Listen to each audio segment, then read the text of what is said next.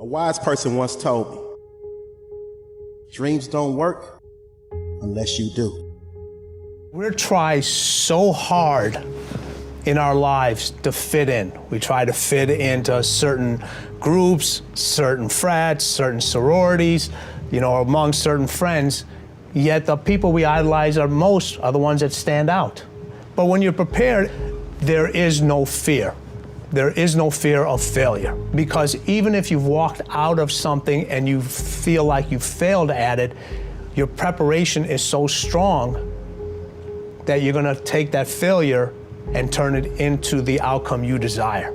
And most people stop at failure, okay? We've all failed at things. I'm gonna continue to fail at stuff, right? It's the most powerful tool you can use, but it all depends on how you use it. What would your future be like if you decided to want that which you desire so strongly that it prepares you past your fears, that you experience the fear, as the one book says, feel the fear and do it anyway? Life is 10% what happens to you, is 90% what you do about it. No matter who you are, no matter where you are in life, you can take the lid off of your job. And if you're wondering if you still have the lid on in your life, here are some clues that's gonna let you know that the lid is still on. If you're not excited about waking up in the morning, if you're sitting around bored out of your mind, if you got time to do everything anybody asks you to do, you probably got the lid on. If when you tell your dreams to all your friends, it makes sense to them, you got your lid on, man. Your dreams should not make sense to everybody. You gotta say something that make people go, how you gonna do that? That's when you got the lid off. And if I were you, I'd do that. I'd take the lid off. Makes sense to me, don't it? They're always gonna get ready to get set to get going. What we've gotta do is, boom, just like that, move into action. Every time you remember your dream, you're removing some dirt. You're digging it back out. The true mark of a champion is, even though some dirt gets thrown on your dream, instead of letting it get buried, you keep shaking it off. You keep moving forward. You keep looking for a new opportunity. You wouldn't be having that opposition if you didn't have something great in you. If your dream wasn't alive and on track, right on schedule to come to pass, you wouldn't have so many things coming against you. That dream is still alive. You may have tried a year ago, 5 years ago, or 40 years ago. Didn't work out. Nobody was there to help you. Go back and try again. This is your time. This is your moment. Your destiny is calling out to you. Can I tell you, your dream is not dead. It's just not in season. Your time is coming. Promotion is coming. Good breaks are coming. Promises you've been standing on. Dreams you've been praying about. Lack is not your destiny. Constantly struggling, barely getting by is not the end of your story. These light afflictions are for a moment. The adversity is temporary. The glory is eternal. Lord, I believe this is my year to get healthy and whole. This is my year to meet the people of my dreams. This is my year to go further in my career, to step into a new level of my destiny. This is my year to accomplish dreams, to break free from this depression. This is my year to meet the right people. This is my year to get healthy and whole. This is your year to see double. This is your year for vindication, for restoration, for new beginnings. Now get your mind going in the right direction.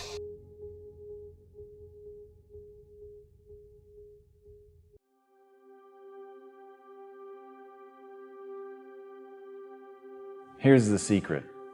The people that do the most with their lives, the people that seem the most self-assured, the ones that seem to embody confidence, the ones that seem to define confidence, they're the ones that had to face down the most fear. They simply didn't linger in it. Don't hate your competitors. Respect your competitors.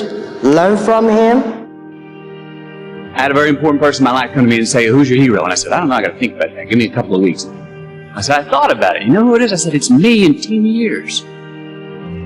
So I turned 25 10 years later. That same person comes to me and goes, so are you a hero? And I was like, not even close. I said, why? I said, because my hero is me at 35. So you see, every day, every week, every month, and every year of my life, my hero is always 10 years away. I'm never going to be a hero.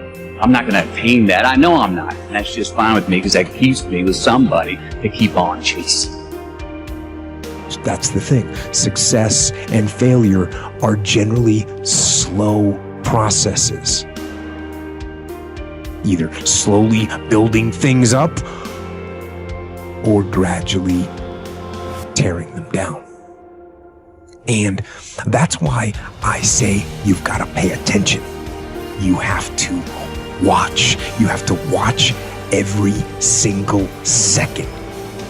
Choose love, and don't ever let fear turn you against your playful heart. I believe in manifestation. I believe in putting a rocket of desire out into the universe, and you get it when you believe it. You get it when you believe you have it, and that's the key. So we want to get really sensitized, acutely sensitized, sensory acuity, to whether what we're doing is working or not. And by the way, sensory acuity is really the measure of a person's intelligence. What I mean by that is, how do we measure intelligence? Intelligence is a measure of the number and quality of distinctions you have in a given situation. You can handle this, you just haven't figured it out yet. It's all right, this is your training period. This is the tuition you have to pay for what you don't know. You can do this, other people have done it. It doesn't take an Einstein. Get you some people that can teach you some stuff that you don't know. Get you some people that have done it successfully and learn from them.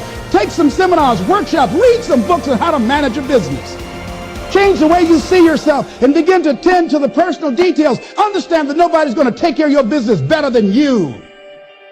You will notice the most successful people in any field, they are usually the ones who have failed more than anybody else.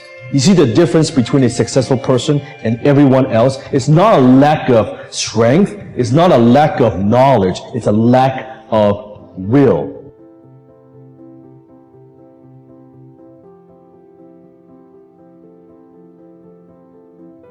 You must experience what this life is totally, isn't it?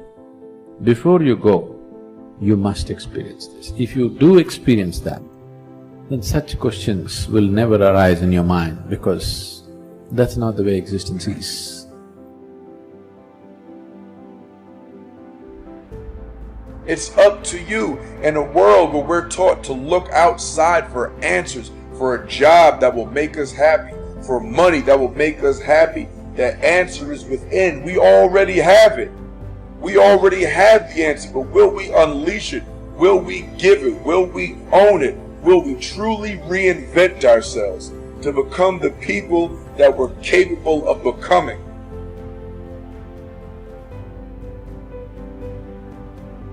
The bow too tightly strung is easily broken, says one of the proverbs.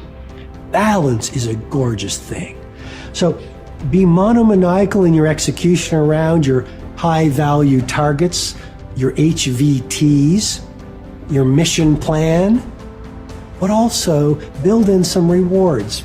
And that's going to send a gorgeous message to your conscious and your subconscious mind that, hey, this daily practice of execution around my deliverables is a beautiful thing. And you create this thing called momentum. And the monk who sold his Ferrari, I went back and I saw this recently. I think there's a whole chapter on momentum.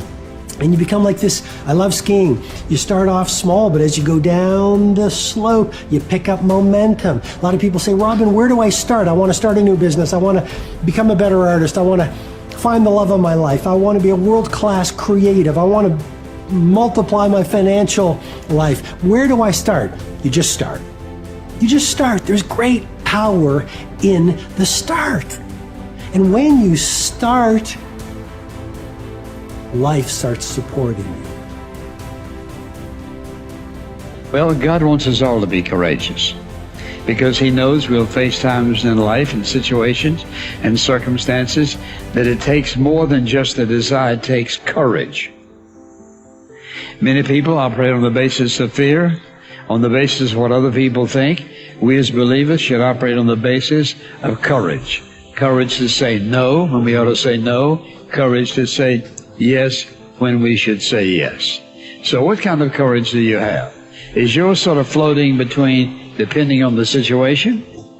Or do you know the difference between right and wrong for your life? And you've made up your mind.